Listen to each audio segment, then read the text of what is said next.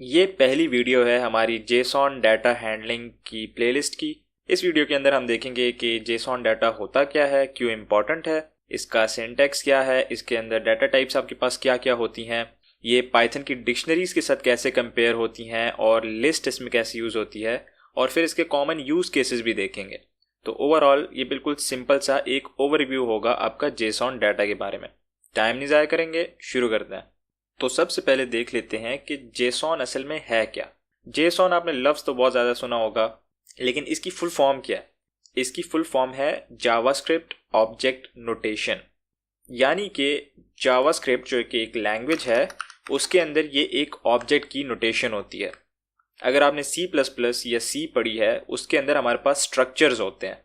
JavaScript के जो objects होते हैं वो और हमारी पाइथन की जो डिक्शनरीज होती हैं वो उन स्ट्रक्चर्स के साथ बहुत ज़्यादा मैच करते हैं। जावास्क्रिप्ट के अंदर आपके पास ऑब्जेक्ट दिखते कैसे हैं? आप एक ऑब्जेक्ट बना लेते हो, उसका एक नाम रख लेते हो, और फिर वो पाइथन की डिक्शनरीज की तरह या स्ट्रक्चर्स की तरह C या C++ में आप बना सकते हो। इसके अंदर आपका डाटा की और वैल्यू की पेयर्स में स्टोर होता है। यानी आपके पास कोई की होती है जो कि एक स्ट्रिंग हो सकती है या एक नॉन स्ट्रिंग भी हो सकती है, और उसकी आपके पास एक वैल्यू होती है जो कि इंटीजर होगी या स्ट्रिंग होगी या कोई भी ऐसा डाटा टाइप होगा जो कि जावास्क्रिप्ट सपोर्ट करता है। इधर मैं 10 लिख लूँगा तो ये मेरे पास मेरी की होगी और ये उसकी वैल्यू होगी। तो जावास्क्रिप्ट ऑब्जेक्ट नोटेशन ये होती है कि आप एक स्ट्रक्चर टाइप का डाटा टाइप यूज़ करते हो जिसके अंदर आप डाटा स्टोर करते हो की और वैल्यू की पेयर्स में। अब ये एक की वैल्यू पेयर है, मैं इस तरह के और काफ़ी सारे पेयर्स बना सकता हूँ। फर्स्ट के बजाय मैं इसका नाम सेकंड कर दूंगा और इसका मैं फर्स्ट के बजाय थर्ड कर दूंगा, और इधर मैं कॉमा यूज़ कर लूँगा। तो जितनी भी आपकी की वैल्यू पेयर्स होती हैं उनको आपने कॉमा के साथ सेपरेट करना होता है। अब ये इंटीजर के बजाय स्ट्रिंग भी हो सकती है, बूलियन भी हो सकती है। इधर आप कोई भी ऐसा डाटा टाइप यूज़ कर सकते हो जो जावास्क्रिप्ट सपोर्ट करता हो। अब जावास्क्रिप्ट के अंदर तो हम इसको ऑब्जेक्ट्स कहते हैं, लेकिन जब यही टाइप ऑफ डाटा आप जावास्क्रिप्ट या पाइथन के बाहर अपनी स्पेसिफिक फाइल्स के अंदर यूज़ करो तो उसको आप जेसॉन डाटा कहते हो। यानी ऐसा डाटा जिसकी नोटेशन जावास्क्रिप्ट के ऑब्जेक्ट्स के साथ मैच करती है। इसकी भी अपनी स्पेसिफिक फाइल्स होती हैं जिनको हम कहते हैं जेसॉन फाइल्स। इस तरह की फाइल होती है जिसके अंदर आप जेसॉन डाटा स्टोर करते हो। अब इसकी जो नोटेशन है वो बिल्कुल एग्जैक्टली जावास्क्रिप्ट के ऑब्जेक्ट के साथ मैच नहीं करती। इसके अंदर थोड़ी बहुत चेंजेस आ जाती हैं, लेकिन वो चेंजेस बिल्कुल मिनिमल होती हैं। तो हम देख लेते हैं कि जेसॉन डाटा का सिंटैक्स क्या होता है।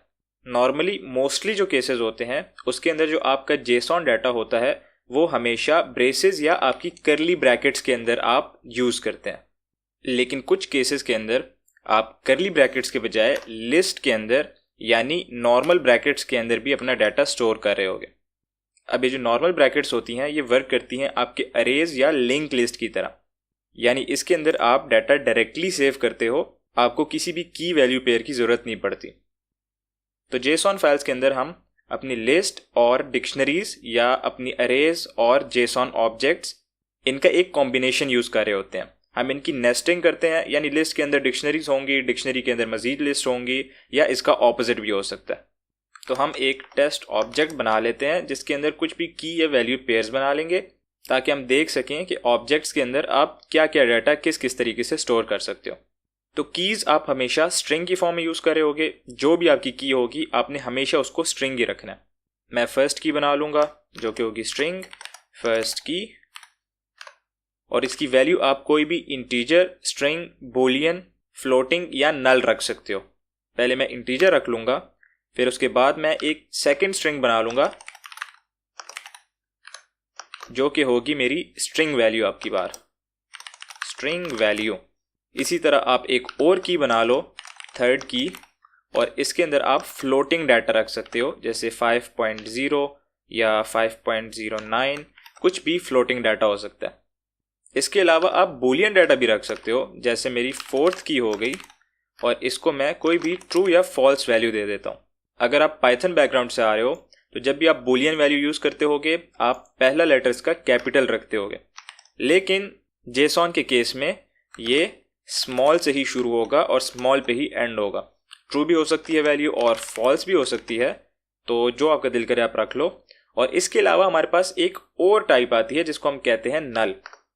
मेरी 5th की होगी जिसकी टाइप होगी नल।